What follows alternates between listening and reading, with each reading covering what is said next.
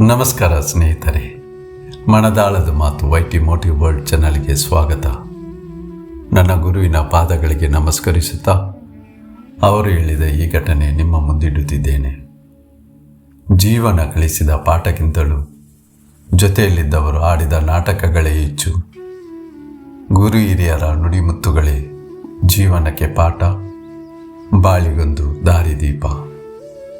ಸ್ವರ್ಗದಂಥ ಬದುಕು, ಇದು ನರಕ ಮಾಡಿಕೊಂಡನಲ್ಲ ಈ ಮನುಷ್ಯ. ಯಾಕೆ ನರಕಾಯಿತು ಅಂದರೆ, ನಂದು ನನಗಿರಲಿ, ಇನ್ನೊಬ್ಬರದು ನನಗಿರಲಿ ಅಂತಾನೆ ಮನುಷ್ಯ. ನಂದು ನನಗಿರಬೇಕು, ಇನ್ನೊಬ್ಬರದು ನನಗಿರಬೇಕು.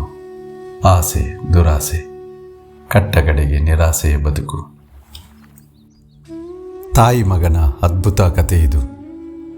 ಪ್ರಪಂಚದಲ್ಲಿ ಅತ್ಯಂತ ಬೆಲೆಬಾಳುವಂಥ ಅತ್ಯಂತ ಅಪರೂಪದ ವಸ್ತು ಅಂದರೆ ತಾಯಿ ಪ್ರೇಮ. ಭಗವಂತನ ಪ್ರೇಮಕ್ಕಿಂತ ಕಮ್ಮಿ ಇರಲಾರದು, ಒಂದು ತೂಕ ಹೆಚ್ಚೇ ಇದ್ದಿತು.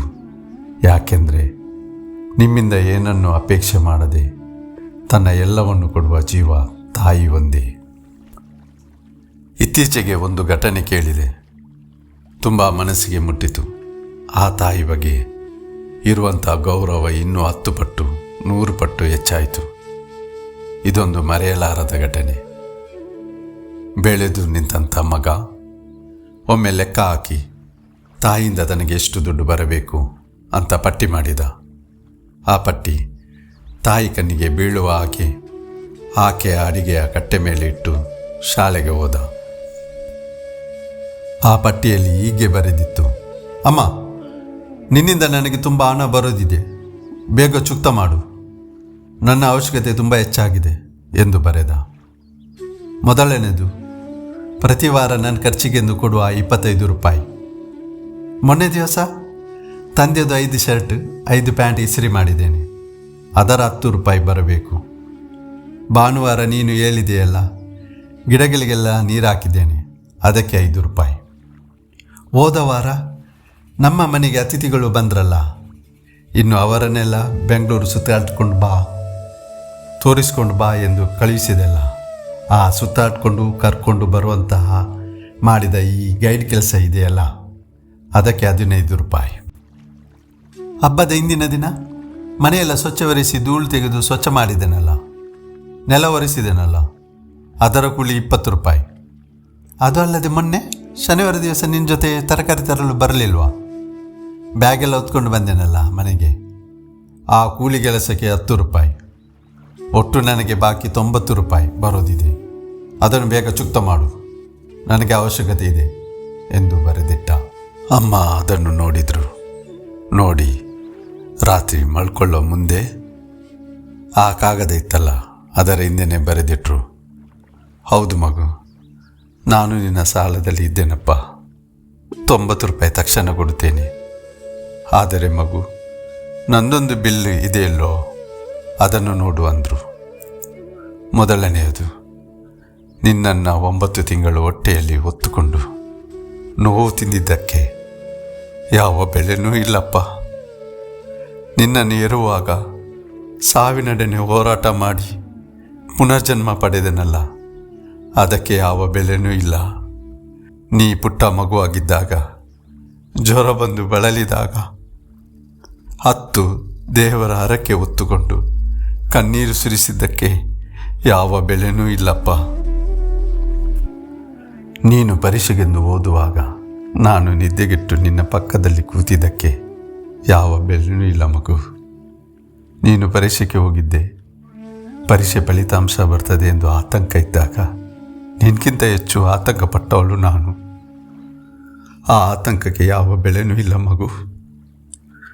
ನೀನು ಪ್ರತಿದಿನ ಕಾಲೇಜ್ ಹೋಗಿ ಬರುವವರೆಗೂ ಮಗು ಯಾವಾಗ ಬರ್ತಾನೆ ಎಂದು ನನ್ನ ಕಣ್ಣನ್ನು ಗೇಟ್ನ ಹತ್ರನೇ ಇಟ್ಟು ಆತಂಕ ಪಟ್ಟಿದ್ದಕ್ಕೆ ಯಾವ ಬೆಲೆನೂ ಇಲ್ಲ. ಆಯ್ತಪ್ಪ, ನಿನ್ನ ಸಾಲ ಇದೆಯಲ್ಲ 90 ರೂಪಾಯಿ, ಆದಷ್ಟು ಬೇಗ ತೀರಿಸ್ತೇನೆ ಎಂದು ಬರೆದಿಟ್ಲು.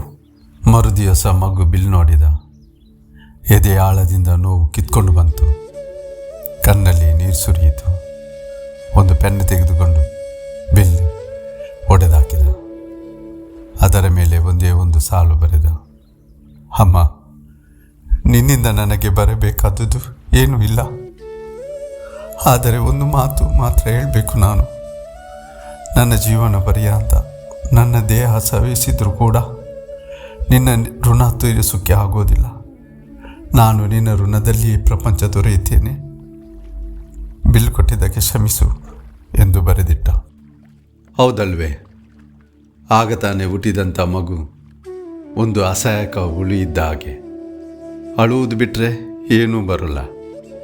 ಅದನ್ನು ಪ್ರೀತಿಯಿಂದ, ತ್ಯಾಗದಿಂದ ತನ್ನ ಜೀವ ತೆಗೆದು ತಾಯಿ ಅದನ್ನು ವಿಗ್ರಹ ಮಾಡ್ತಾಳೆ, ಒಂದು ಜೀವ ಅಂತ ಮಾಡ್ತಾಳೆ. ಅದಕ್ಕೋಸ್ಕರ ಲಕ್ಷ ಕೆಲಸ ಮಾಡ್ತಾಳೆ. ತನ್ನ ಆಸಕ್ತಿಗಳನ್ನು, ತನ್ನ ಅವಕಾಶಗಳನ್ನೆಲ್ಲ ಮರೆತು ಮಗುವಿಗೋಸ್ಕರ ಬದುಕೊಳ್ತಾಳೆ. ಒಂದು ಮಾತಿದೆ ಜಾನಪದದಲ್ಲಿ, ಮಗು ಹುಟ್ಟಿದಾಗ ಮುಷ್ಟಿ ಮುಚ್ಚಿಕೊಂಡು ಇರುತ್ತಂತೆ ಮಗುದು. ತಾಯಿ ಆ ಮುಷ್ಟಿ ಬಿಚ್ಚುತ್ತಾಳೆ. ಮುಷ್ಟಿಯೊಳಗಡೆ ಸ್ವಲ್ಪ ಮಣ್ಣಿರುತ್ತಂತೆ. ತಾಯಿ ತನ್ನ ಸೆರಗಿನಿಂದ ಆ ಮಣ್ಣನ್ನು ಒರೆಸ್ತಾಳೆ. ಜಾನಪದದ ಕವಿ ಹೇಳ್ತಾನೆ, ನನ್ನನ್ನು ಮನುಷ್ಯನಾಗಿ ಮಾಡೋದಕ್ಕೆ ತಾಯಿ ಲಕ್ಷ ಕೆಲಸ ಮಾಡ್ತಾಳೆ. ಅದರಲ್ಲಿ ಇದು ಮೊದಲ ಕೆಲಸ, ಸಣ್ಣ ಕೆಲಸ. ಆದರೆ ಅದು ಮಣ್ಣು ಒರೆಸುವ ಕೆಲಸಕ್ಕೆ ನನ್ನ ಮೇಲೆ ಎಷ್ಟು ದೊಡ್ಡ ಋಣ ಇದೆ ಅಂದರೆ, ನಾನು ದೊಡ್ಡವನಾದ ಮೇಲೆ ನನ್ನ ಮೈ ಮೇಲಿನ ಚರ್ಮ ತೆಗೆದು ತಾಯಿ ಕಾಲಿಗೆ ಚಪ್ಪಲಿ ಮಾಡಿದರೂ ಕೂಡ ಬರೀ ಮಣ್ಣು ಒರೆಸಿದ್ದು ಋಣ ತೀರಿಸೋಕ್ಕೆ ಆಗೋಲ್ಲಂತೆ. ಇನ್ನು ಉಳಿದದ್ದು ಅಂತೂ ಬಿಡಿ. ಅಂಥ ತಾಯಿಗೆ ನಾವು ಏನು ಕೊಡಬಹುದಪ್ಪ? ವೃದ್ಧಾಶ್ರಮಣ ಏನು ಕೊಡಬೇಕು? ನಾವು ಕೊಡುವುದು ಏನೂ ಸಾಧ್ಯವಿಲ್ಲ. ಕೃತಜ್ಞತೆಯಿಂದ ಆಕೆ ಮಾಡಿದ್ದನ್ನು ನೆನೆಸಿಕೊಂಡು ಸದಾಕಾಲ ಆಕೆ ಬದುಕಿರುವಷ್ಟು ಕಾಲ ಸಂತೋಷವಾಗಿ ನೋಡಿಕೊಂಡ್ರೆ ಅದಕ್ಕಿಂತ ಹೆಚ್ಚಿನ ಕಾಣಿಕೆ ಬೇಕಾಗಿಲ್ಲ. ನಾನಿವತ್ತು ಆ ಮಾತನ್ನು ಹೇಳಬೇಕಾಗಿದೆ.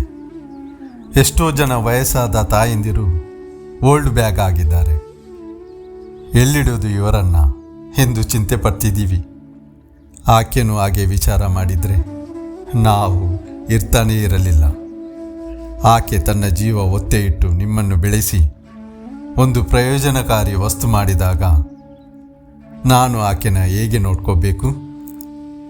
ದೇವರಿಗೆ ಒಂದು ಮನೆ ಇದೆ, ದೇವರ ಮನೆ ಅಂತ ಕರಿತೀವಿ. ತಾಯಿಗೊಂದು ಗೌರವದ ಸ್ಥಾನ ಬೇಡವೇ?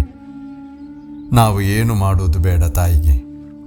ಆಕೆ ಕೊನೆಯ ಉಸಿರು ಇರುವ ತನಕ ಗೌರವದಿಂದ, ಪ್ರೀತಿಯಿಂದ, ಕೃತಜ್ಞತೆಯಿಂದ ನೋಡಿಕೊಂಡ್ರೆ ತಾಯಿ ಮಾಡಿದ ಬಿಲ್ಲು ಚುಕ್ತ ಮಾಡ್ದಂಗೆ ಆಯಿತು. ಆದ್ದರಿಂದ ಬಿಲ್ ಚುಕ್ತ ಮಾಡೋ ಕಡೆಗೆ ಸ್ವಲ್ಪ ಮನಸ್ಸನ್ನು ಇಡೋಣ. ಸ್ನೇಹಿತರೆ, ಈ ಸಂದೇಶಗಳು ನಿಮಗಿಷ್ಟವಾಗಿದ್ದರೆ ವಿಡಿಯೋವನ್ನು ಲೈಕ್ ಮಾಡಿ, ಶೇರ್ ಮಾಡಿ. ಹಾಗೆಯೇ ನಿಮ್ಮ ಅನಿಸಿಕೆಗಳನ್ನು ಕಮೆಂಟ್ ಮಾಡಿ ತಿಳಿಸಿ.